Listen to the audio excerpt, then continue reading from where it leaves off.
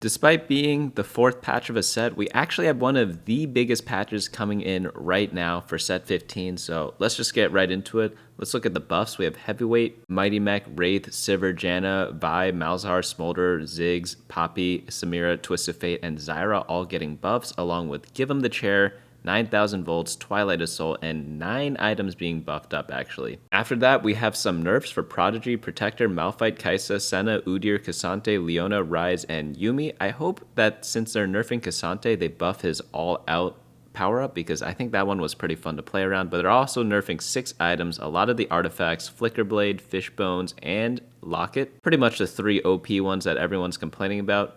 Worth noting that Flicker Blade, I believe, got nerfed twice now. And then they're reworking / new for Giant and Mighty, Tiny but Deadly, and 8 items being reworked. I actually heard there's a big one coming for Nashor's Tooth, but we'll cover those details along with everything else in just a bit, and also talk about how they may or may not affect the meta. They are removing Prismatic Pipeline, and they are adjusting Luchador, Star Guardian, Crystal Gambit, Mess Hall, Space Camp, and Teacher's Council. Okay, so we got some rotating shops going on here. New Garen skin, I think this is this Lux? And then kind of like a new arena. Or no, is this the old arena? I forget. I swear I've seen something like this before. But let's get on into the systems. Champion targeting, cleaning up some edge cases for champion roles to make sure tanks are tanking and fighters aren't getting immediately punished for wrapping around a flank. That is very true. Sometimes when you put your fighter on the edge, he wraps around too much and then he gets targeted pretty early, especially if you have a weak tank next to him. So at combat start, range champions now properly respect tank targeting tiebreakers. To help with this, we've updated range champions to target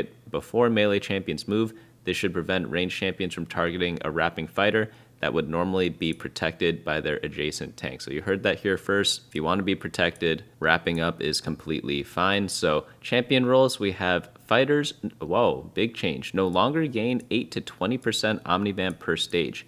So that's going to change itemization a lot, because right now, you don't really need Bloodthirster or Hand of Justice or anything like that. Like, it isn't bad on any of the fighters, but it's not best in slot in a lot of cases, and it's because they gave it in their role. I mentioned this in my set 15 preview video that I thought this was absolutely bonkers to put on a fighter because it just saves them an item. So I'm glad that they're removing it. I'm just surprised it was there in the first place, to be honest. In my head, it seemed pretty obvious, but maybe there are deeper plans that I was not aware of. But now they're going to gain 5 to 30% attack speed per stage instead of the Omnivamp.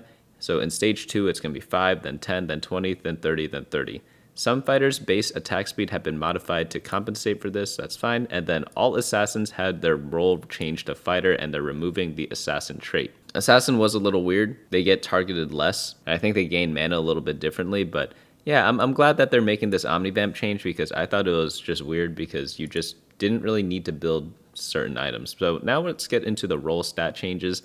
Katarina is going to drop a little bit of attack speed. Darius, Yasuo, Akali, Volibear, Braum, Lee Sin, and Yone all going to be dropping just because of the changes to the fighter role. So yeah, it makes perfect sense there. But let's talk about Prismatic orbs. This is a little bit controversial. People hate them because they give a very wide variety of rewards, and sometimes they're good, sometimes they're bad. Well, not bad, but just not as good as some of the other ones, right? So Prismatic orbs are meant to be game warping, exciting high roll moments for players. However, their varied outputs often left players feeling disadvantaged rather than rewarded. We're revamping the Prismatic orbs so all players get the same rewards, making the gaps between players smaller. And they're also adding a new variety of rewards, and they're also adding 2 incredibly rare and novel orbs that they're excited for you to get your mittens on. So I'm guessing you're going to get the mittens item, and then if I had to guess, you're going to get a pan or a spatula to go with it. That would actually be pretty funny. What if it was 2 mittens and a pan and a spatula? That'd be kind of nuts. But Prismatic orbs are very rare and seen in just under 4% of games in stage 3 or 4. So this is the new possible values. You get 30 gold, 3 components, and a full item anvil, 4 belts, and 4 reforgers. That's hilarious. 1 greater duplicator and 2 lessers, 1 artifact anvil and 10 gold, 45 gold, 3 full item anvils, 1 spatula, reforger, and 3 component anvils, rascals, and thief gloves, 1 of each base component, and a golden remover. That's going to be very dizzying. Holy cow.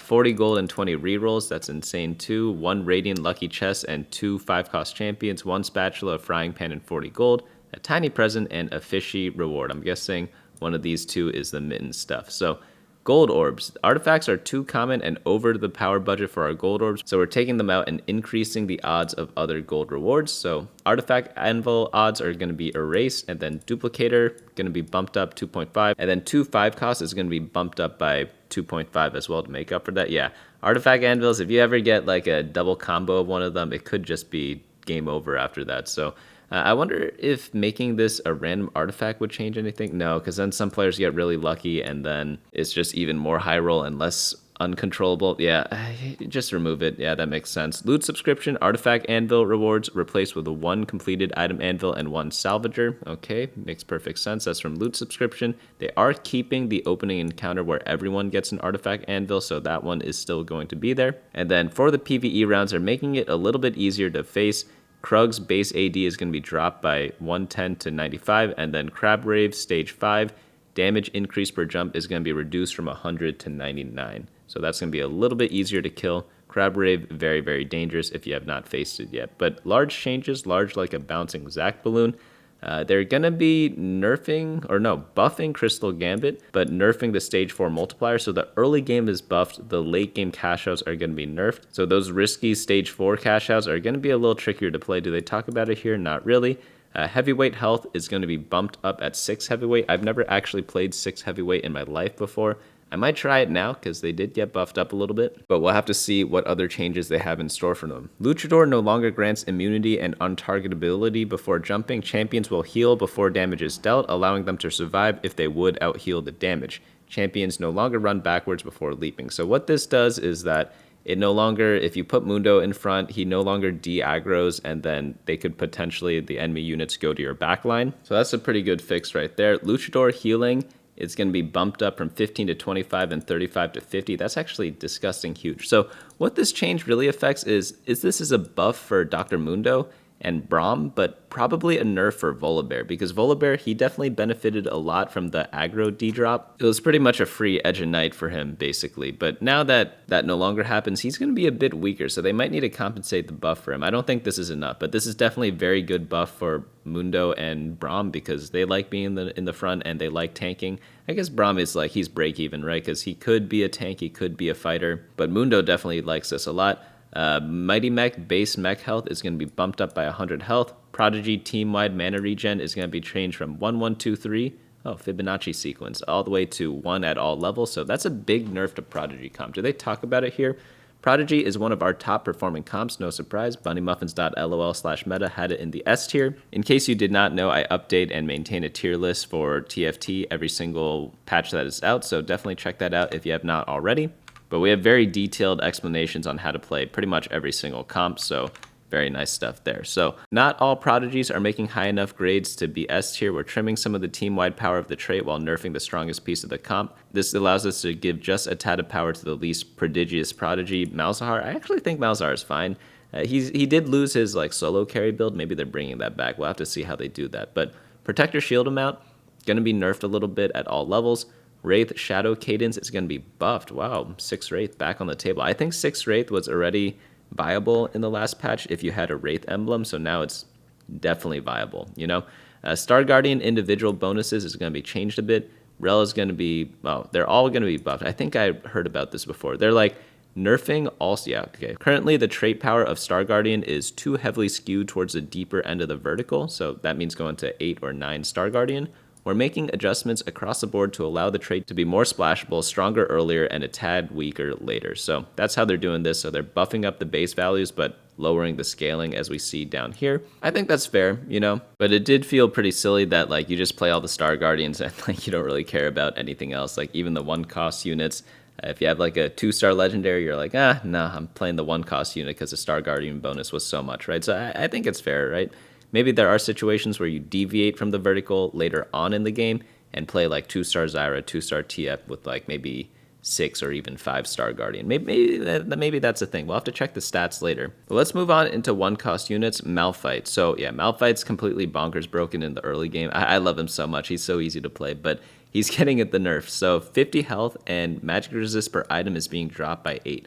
I'm gonna be honest, I did not know he gained more resistances for every item he had. I just put items on him because he was so tanky to put items on, so you know what? You learn something new every day, and this is what I'm learning. So Sivir base AD is being bumped up by 5. Sivir base mana is being dropped by 10. So they're trying to keep crew like net equal, maybe even buffed a little more, because I think they are buffing Ziggs. We saw that in the preview, but they're nerfing Malphite to kind of compensate for that. So I expect, okay, let's see what they wrote here. We've got compensation buffs for his go-to vertical in the form of crewmate buffs for Sivir and Ziggs. So they don't really say if they think it's going to be stronger or weaker for crew as a whole. I think it's going to be a little bit weaker for the Jhin build, where you go Jhin, Malphite, and Sivir, because Malphite was a super critical part of that piece. But for vertical crew, where you go like 5 crew, I think it could be stronger. We'll have to check out the Ziggs buff. So 2 cost units, Janna spell damage is going to be bumped up by a bunch at all levels. Kai'Sa damage is going to be dropped a little bit, and then Vi heal is going to be bumped up a little bit. So the big change here is obviously going to be Kai'Sa. Kai'Sa reroll, is it still going to be viable? Well, I think it is.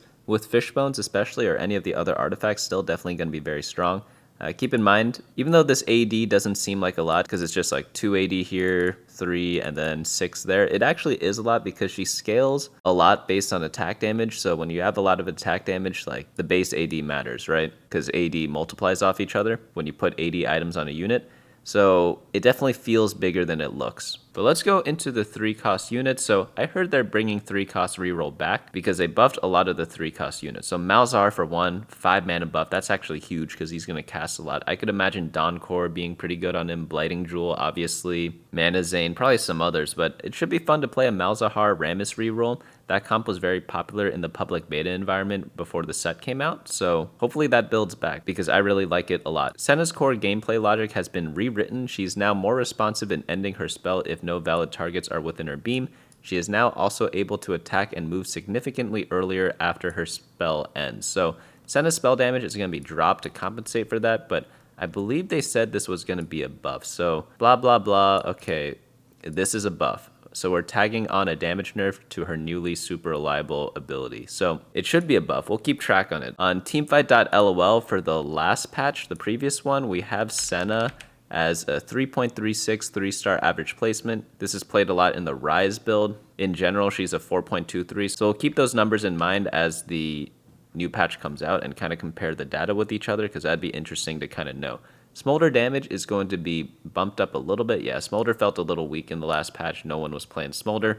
Udyr healing going to be nerfed a little bit. Actually, quite a bit. Yeah, Udyr was OP, right? Like, the nerfs were way too small last patch. Everyone knew. I knew. You knew. I'm sure even Riot Games knew, but they decided not to do any more to it. I'm glad they didn't kill the comp, but I thought it did deserve a little bit more than, what was it, like a 100 HP nerf from Colossal? That doesn't sound like that much, right? But Ziggs spell damage is going to be buffed up a little bit. Is that enough to make crew good? It does seem like a lot of Ziggs damage. Like, Sivir kind of sucks, so if you just build Ziggs items maybe, focus on him as their main carry, then Twist of Fate later on if you get him, could be a thing, could be a thing. I think people are learning more how to play crew. Like, Sivir isn't that great, she falls off around stage 3, but maybe her buffs make her a little bit better. But Ziggs is pretty big. Like, they bumped up his AP ratios quite a bit. It's like more than 10%, right? But obviously he does a lot of damage from his auto attacks as well, so it's not like full 10%, it's like less than that, obviously. But I think crew could be back on the table. I think they kind of like how crew was diversifying a bit with different builds. Like, you don't have to go vertical crew, but I think they still want the regular vertical crew to be definitely viable. 4 cost units, Cassante spell durability is going to be bumped down a little bit at 1 and 2 star. Poppy shield, this one's going to be nerfed for the base stats, but gain HP scaling from max HP. So we're giving Poppy's shield HP scaling, making her a viable heavyweight vertical tank carry. Oh, that's awesome. We're also bringing down the power of Leona and Yuumi so they don't crowd out each other in fast 8 comps. And then they're preemptively nerfing Rise because they're nerfing other stuff as well. So Poppy primary damage is going to lose his HP scaling, but just get some flat AD. Same with the secondary damage. Wait a minute. I thought they were trying to add more scaling and not remove it. I wonder if this is a typo. I guess we'll just check the tooltip later. But Leona resist steal per potential is going to be changed from 1.5 to 1.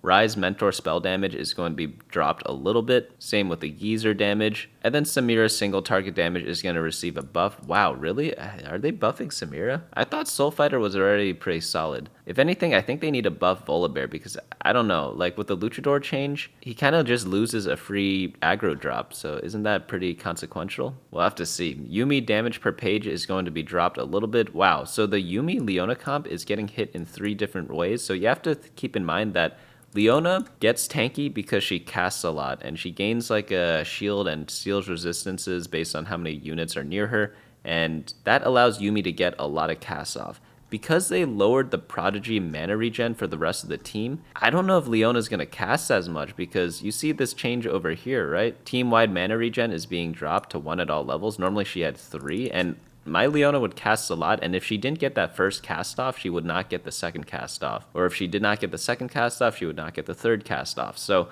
that's a very, very, very big nerf. I don't think Prodigy in its old form with the Battle Academia is going to be viable after these changes, because I don't think Leona's going to be tanky enough to face some of the things she's going to face based on not being able to cast as much. And she's also stealing less resistance per potential. Combine that with Yuumi doing a little bit less damage. Granted, like, Yuumi's change isn't like that big, but it is something, right? But Yuumi is only good because she has a front line in front of her that tanks forever. So maybe we have to change up the build a little bit, make it a bit more tank focused instead of Prodigy focused. That's going to be tough to do. I don't think this comp is going to be even A tier. It might be in a B tier type of state unless someone invents a new way to play the comp. 5 cost units, Twisted Fate spell damage base is going to be buffed up, by a lot. Spell damage per mark is going to be nerfed by a lot. Okay, let's read this because that's a big change. Twisted Fate can do a lot of damage off his marks, but if that unit dies before the mark goes off, he's forced to fold early, removing some of his mark damage to his ability, so he's always able to benefit from the hand he's dealt. I'm going to be honest, again, this is a reading comprehension thing. I did not know Twisted Fate had marks. I thought he just casts and then the cards spin around and stuff and deals a bunch of damage. So I guess this is the second thing I've learned today. I guess overall this change makes him a bit more consistent. They don't really talk about whether this is an overall buff or a nerf, but we'll have to check the stats later on. Right now, Twisted Fate, he's actually the worst performing legendary at 4.3, so maybe it gets bumped up a bit. Yeah, 4.3 is pretty bad for a legendary. Normally they hover around like 4.0, sometimes 3.9 when they're balanced. So yeah, 4.3 is very, very low for Twisted Fate, especially since he's so splashable. But Zyra, she's going to be getting a small buff for damage, but the melee plant health is going to be dropped a bit, so they want people to use the spell damage one. Yeah, most people use it as an extra tank. Understandable, because there aren't really that great of 5 cost tanks, so you play Zyra as just a random support unit, and she has a little bit of tankiness, right? Team-wide attack speed is going to be nerfed. Yeah, that makes sense. She was a little too good at supporting the team, so now hopefully we could do like a carry Zyra instead of just like a support Zyra every single game. Augments, give them a chair, range is going to be increased by 1. Give them the chair, mana is going to be dropped by 10. That's pretty big changes for Dr. Mundo. I don't know if you want to play this though. Someone described this to me once as Mundo is one of the best units in the game, and when you take this augment, it makes him one of the worst units in the game, but hopefully with these changes, it's not true anymore. So if you have a lot of Mundos early and you want to carry with them, maybe you have a good item start with them, maybe you could take this augment. We'll have to see. I'll be updating the hero augments later on, but Mess Hall is excluded from 2-1 now. 9,000 volts Kennen is going to receive a pretty big buff, 20 mana less to cast. That's huge. Space Camp is being adjusted. Whenever you upgrade a crew champion, gain a random 1 to 2 cost crew champion. Now it's whenever you upgrade a 1 cost crew champion, gain a random 1 to 3 cost crew champion. Is that a buff or a nerf? I can't actually tell, because 1 and 2 cost might be better in the early game because it allows you to get them to 3-star earlier, which allows you to start rolling earlier and getting passive XP. So this is a early game nerf, mid-game buff, because it's going to be easier to find Ziggs. So it's just a little bit different there. Teacher's Council no longer increases bonuses from mentors by 10%, and you also get a Kabuko instead of Udyr. That's a pretty big nerf. Twilight Assault, Shen's mana is being dropped by 10 mana, and then Shen's base attack speed is going to be bumped up by 0.5 as well. Prismatic Pipeline disabled, Giant and Mighty has been re-enabled. I love this augment so much, it's kind of fun to play. Your team gets larger, gaining 300 health and 4% max health. Pretty much just generic tank combat augment. I believe it's a Prismatic. And then Tiny But Deadly, also a Prismatic. Your team is 50% smaller but moves and attacks 30% faster. Very good on melee carry comp, so if you're playing edgelords or something like that, this is going to be something really good to take. Any melee comp, like it doesn't matter what it is. If you have a melee carry, they probably want this. Radiant Relics and Radiant Refractor are now exclusive, so you can't get both of them at the same time. I actually don't like that. I thought it was fun to get multiple Radiant items on one character. It happens so rarely that I didn't know it was that big of a deal. But items and Radiant items. Archangel's Staff is going to be bumped up by 10 ability power, but the AP per 5 seconds is going to be dropped by 10. Wow, they're nerfing that? So they're nerfing Yumi's main item as well, or like her best item. They don't really talk about Archangels here, but blue buff mana regen is going to be dropped by 1, but now you gain 10% additional attack damage and ability power from all sources. I think overall that's good. Like, it definitely is worse than Shojin right now. They talk about it a little bit here. It's going to make it perfect to pair for just the mentioned items, Deathcap and Deathblade. So it's good if you have a lot of stats. Giant Slayer baseline damage amp, it's going to be bumped up by 5%. Oh, that's pretty good. Kraken's Fury attack damage 20% to 10%. Kraken's Fury also has a new effect. Attacks grant 3% stacking attack damage up to 20 attacks. After 20 attacks, gain 40% attack speed. So it's no longer infinite stacking, but you get a lot of attack speed after you attack a bunch. So it's still going to be good on the users that used it before and bad on the users that did not use it previously. I don't think this really changes that much. If you like auto attacking and you like dealing attack damage, Kraken's Fury still does both of those. So unless the numbers are so low that it's so bad, it's going to be used in the same exact way it was before. If we go to stats, then items, Kraken's Fury is a top 10 item right now in terms of play rate. 2.1 appear every single game, and the average placement is around a 4.27. We'll see how that changes in the future. Nashor's Tooth ability power is going to be dropped by 10, mana regen dropped by 2, critical strike chance up by 20, and it has a new effect. Attacks grant 2 bonus mana, increased to 4 if they critically strike. I do not like this change at all. I heard about it before, but the reason why I don't like this is because I don't like pairing mandatory items together with each other. So right now, if you build Nashor's Tooth, you have to have a Jeweled Gauntlet or Water Lotus, right? I don't think that's like a good thing, because if you build one item, you have to build another. That's not the idea of like flexibility or fun for me, you know? It's kind of like Guard Breaker. It's like if you build Guard Breaker, you have to have Infinity Edge or Jeweled Gauntlet. So this one's even more restrictive than Guard Breaker because Nashor's Tooth is an ability power item, so you pretty much can only pair it with Jeweled Gauntlet. So that seems a little bit weird to me. Do they explain anything at all about it here? While not a bad item, agreed, Nashor's Tooth has had something of an identity crisis as of late. We're now reworking it to provide mana with each attack, allowing it to scale with attack speed, but even more mana if those attacks critically strike, making those low damage sorcerer auto attack crits have much more impact.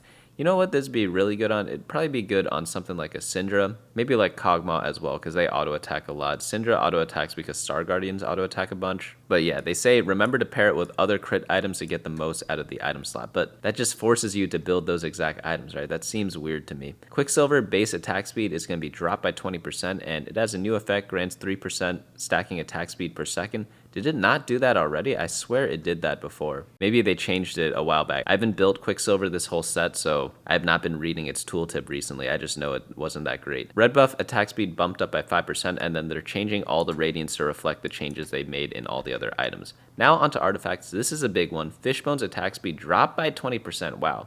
Pretty big change. I think Fishbone's Kaisa is still going to be absolutely bonkers broken, even with Kaisa nerfs. Fishbone's Jhin, probably still good. I don't think this changes anything at all. Still going to be a good item, but obviously only limited to a few champions. Flicker Blade AD per 5 attacks is being nerfed from 4% to 3%. Wasn't this nerfed from 5% to 4% already? So the nerf they made last patch was, I believe, the attack speed, the stacking attack speed. It was nerfed by 1%. So now they're nerfing the AD and AP. So it definitely is weaker, but nothing too crazy. Like if you like attack speed, they're still going to like that item. Like if you have Flicker Blades, it's still going to be good on Ashe, Gnar, other duelists, things like that. So obviously not going to be as OP as before, but I still think this is going to be one of the top items for artifacts. Infinity Force is getting 50 more health and 5 more stats for everything. Wow, that should be really nice. How bad was this item that they nerfed it that much? So if we look at filter by artifact items, let's sort by average placement. It was, okay, towards the bottom of the pack, 4.41. Yeah, not the best. Keep in mind, item stats are inflated a little bit because when you have more items, you place better. So that's why the average of items is a little bit better than 4.5. You could always check the average placement up here. It's going to be 4.29 for this data set. So that's kind of the baseline you work off of. So yeah, definitely below average, but we'll see who's going to be using this the best. Infinity Force is never like a best item for anyone as an artifact. It's more of just like a generic good item that you could flex into other comps with. That's where like the power really is. So if you get Infinity Force, probably not going to win the game or like do an auto wins compared to like fish bones, flicker blades, or anything else, because those have very specific comps they belong in, whereas Infinity Force you can kind of flex around on anyone. Innervating Locket Mana Restore is being nerfed from 2% to 1%. That's a very big nerf. I don't know if this is going to be that great anymore. It was very good on Giga Tanks, and yeah, I think that's too big of a nerf, to be honest. I don't know how to nerf it, but maybe 1.5, I don't know, test that out first. I think 1% is going to be not that great. Lichbane stage damage is going to be increased a little bit. Mana Zane Mana Restore nerfed by 20. Rapid Fire Cannon attack speed bumped up by a little bit. And then Silvermere Dawn gets 10 attack damage. Okay, Silvermere Dawn needs a lot more than 10% attack damage because it is just the worst artifact item. It's worse than Talisman of Ascension, which really only belongs on one unit. So yeah, I don't think 10 attack damage is going to bring this up to like mediocre or even below average. It's still well below average, so that doesn't change anything. I'm willing to correct myself if I am proven wrong, but Suspicious Trenchcoat bug fix properly applies the Shadow Clone debuff to clones that split out. That's going to nerf the Caitlyn build that used this, but it's still going to be great on stuff like Cassante. So now onto power-ups. Shine Brighter is going to be a Lux only power up. Every other cast, Lux's spell explodes in a 2-hex radius and deals 10% more damage. That should be really fun in the Lux Xin Zhao reroll comp that I've been seeing a bunch. Mecha Blade, Aatrox only. Aatrox gains attack speed equal to 4% of his max health, and his attacks grant 5 bonus mana. Supreme Surge, Kennen only when an enemy is executed by a Supreme Cell. Kennen heals 15% of his missing health and gains 15 mana. I like this one a lot. That sounds really fun to play and really cool. It makes him do stuff while not being like the main killer of the comp, so yeah, that sounds really fun to me. Golden Gloves for Kabuko. When you gain interest, gain 1.5% attack damage per gold collected. Veteran. This unit is a mentor. They grant 4% damage amp, and their mentor upgrade is 35 AD and 35 AP. Katarina, Zaya, and Kalista only. Drift Duo. Senna and Lucian gain +3 mana regen, and if they're both 3-star, gain +1 mech. I did not even realize that Senna and Lucian did not get a duo augment, where Zaya and Rakan did. That's kind of messed up, right? I'm glad that they're bringing it in, because I completely forgot this interaction existed. They're both mechs at least, so you could play them together, but yeah, they should have something together, only makes sense. Starry Night, Rel only. Rel gains 6% health and 10 AP for every 1-cost unit that you field. 3-star units count double. Wow, okay. So is there some Bastion Star Guardian reroll you could run with like Syndra, Rel, Garen, something like that? Possibly. Maybe Ezreal, because he's a prodigy with Syndra and also a 1-cost unit and also Battle Academia. Let me know what comps you can cook up. You could go to like the team builder over here, or like maybe we could check out the Explorer tool later once the patch drops. Definitely would be fun to play around with. Next up, we have the small changes. So they're changing a lot of power-ups. They're just mixing and matching. They're probably doing data checks for all this, but Adaptive Skin Resist is going to be buffed up. All-out AD gain is going to be bumped up by 5%, so they are buffing all-out. I don't think this is enough to compensate for the Cassante nerfs, considering that the comp wasn't that great to begin with, the all-out comp. It needs maybe like a little more. I hope I'm proven wrong on this one, though. Attack Expert external AD boost is going to be bumped up by 5%. Bestest Boy bumped up by 2%. Blade NATO, 5%. Bludgeoner going to be buffed. Wow, really? That's a lot of armor ignore. Desperado buffed. Desperado removed from Gnar. Double Strike no longer offered on Udyr. Fairy Tail. This one's really fun on Kog'Maw, but that one's being buffed up as well. Final boss damage up by 0.5. You know what augment they need a buff? Not a power up, but augment. It's called like the True Evil or something. It's something evil. It's the one where you deal true damage based on your star level. I think that one's really weak, but this power up reminded me of it. Final Ascent 7 bonus is going to be buffed up to 6 AP per 3 attacks, and then level 10 is going to be bumped up by 5% damage. Finalist bonus per eliminated player up by 1%. Gathering Force damage per mana up by 5. Hungry Hero 1%. Hungry Hero HP per sacrifice is being changed from 75 to 100. Hyperactive buffed up a little bit. Oh, this one's already really good on Jinx, so it should be even better on her. But I guess Star Guardian's getting nerfed in other ways. Icebender bonus damage being nerfed. Keen Eye up to 45, similar to Bludgeoner. Living Wall attack speed per resist being bumped up. Magic damage reduction being dropped, and then Magic Expert external AP boost up by 5%, and then Max Arcana, it now tracks remainder kills between rounds instead of resetting to 0. Same for max attacks and max speed, but they are nerfing the base for Max Arcana and then nerfing the stacking for attack speed. Mech Pilot, going to be dropped down a little bit. Ordinary, I have not taken this yet, but I really want to, but it's being buffed, so maybe now's the time. And then they're changing over 9,000 a little bit. They're going to be buffing the AD, AP, and attack speed gains, and also the health gains, and doubling the resistance gains. Wow, that's pretty big. So before, over 9,000 was really good because the mana gen was the best one to get, but they reduce the chances on that by a lot. So yeah, they definitely need to buff up the other stuff. No longer offered on Mundo, Malphite, Rammus, Relishen, Udyr, and Bai. Pack Tactics damage up by 3%. Serious Slam bonus can no longer critically strike or apply damage amp. Oh, I did not know it did that. That's why it was so good on Volibear when you built IE and Guard Breaker. That makes a lot of sense now. It'll now deal damage based on the owner's attack damage rather than being affected by attack overrides like Volibear Slam, so it's not going to be mandatory on Volibear anymore, I guess. The damage is going to be bumped up to compensate. Singularity can no longer critically strike or apply damage amp. Socialite going to be nerfed. I think Socialite is going to be still going to be one of the best power-ups out there. It's just so good to play, and the power you get from it is just enormous. Soul Chipper, MR reduction is going to be increased a little bit. Standalone going to be nerfed. Strong spark damage up by 2%. Surge 66, more attack speed. This one's so hard to play because you need your team to live for so long. Unstoppable dash distance slightly shortened. Tiny Terror duration dropped by 1. Tiny Terror attack speed upped by 3% attack speed. So now onto items. They're going to change the combat start items. Quicksilver and the Radiant no longer grants immunity to crowd control if placed mid-combat, but will still gain stacking attack speed. Protector's Vow no longer grants a mana. Crown Guard no longer grants a shield mid-combat. Okay, now onto bug fixes. We have, not that many. Pandora's Bench and recombobulation effects no longer remove units from the pool under specific circumstances. This is relating to the wave theory that people have been talking about. I don't know if people have heard about that, but apparently the shops you get might be bugged, may or may not be bugged. So people would roll 3 times, see if they see the unit that they want, and if they did, they would roll hard on it on that turn. But if they didn't see it, they wouldn't roll, even though they normally would in previous sets. So I don't know if I'm a big believer of this theory. Some days I believe it, some days I don't. I don't actually think it exists, but apparently some people swear by it. I don't know who's joking and who's not, because you know how in like Flat Earth, some people just are part of Flat Earth because they think it's funny to be part of it, not because they actually believe in it. I don't know if that phenomenon's going on with wave theory, but of course, once people do that and other people start seeing other people do that, they join in and they think they're being serious. So yeah, I don't know what's going on with wave theory. Let me know your thoughts in the comments below or on the Discord, because yeah, it's a pretty big topic in TFT right now.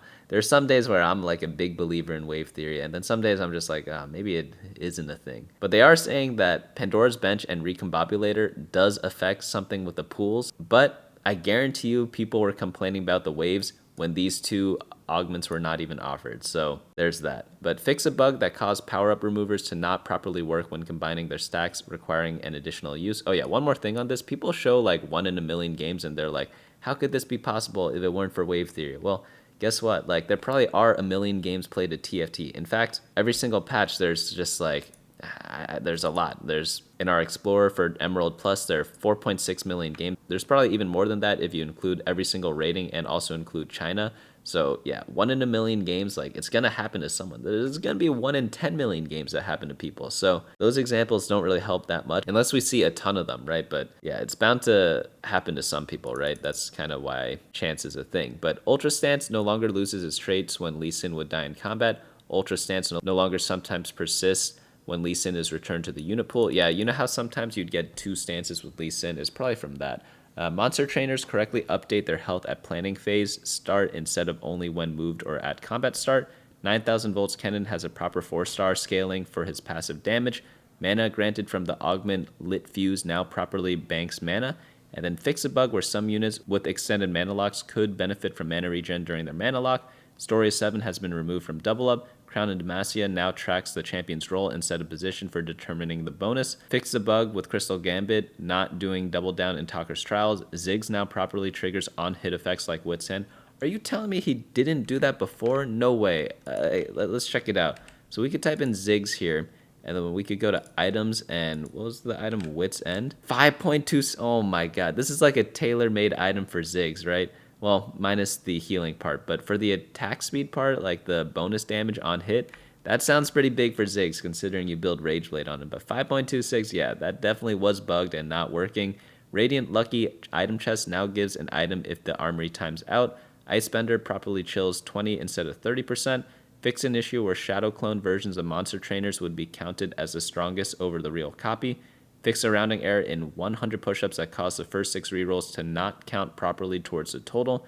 And then Suspicious Trenchcoat now properly works in Zach's perfect form. So lots of changes here. I think okay, let's sum up a little bit. So if we look at the meta snapshot, like Battle Academia Yumi nerfed. I think this is going to be B tier. Colossal Udyr, they nerfed it a little bit. This comp is very weird because it's very delicate and people were over forcing it. So I think when people only play it in proper spots, it's going to be more regular, especially after these nerfs. So yeah, this one's probably going to be A tier. Fast 9ing, wow, they didn't really touch Fast 9 now that I think about it, right? In fact, they buffed Twisted Fate, but Zyra's more of a carry unit than a support unit now, so that's like not necessarily a good or bad thing. It just depends if you have items for her or not. But they didn't really touch Gnar or Golden Edge. I guess Luchadors got touched a little bit, but yeah, overall this one still should be pretty good. Kai'Sa reroll nerfed a little bit. Protector Sniper, Malphite got nerfed. Senna Executioners, Rise got nerfed, but Senna probably got buffed. Star Guardians nerfed. Crystal Gambit, they just changed it around a little bit, but Soul Fighter got buffed, Samira got buffs, and they didn't really change any of the other Soul Fighters. So I think there are going to be a little bit of shifting in the meta right now. I'm hoping I'm wrong about the Luchador build and that is actually viable because I love Volibear, I love that build, so I hope it is actually a good build.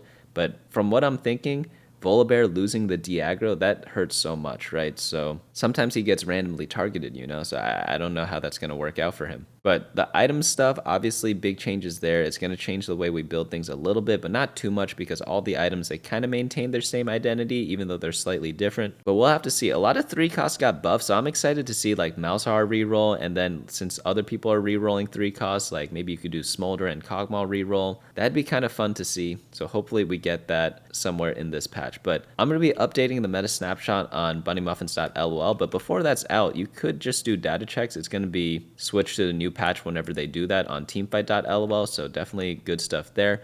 Let me know if you have feedback on any of the websites that I mentioned, and yeah, I hope to see you all in the next video.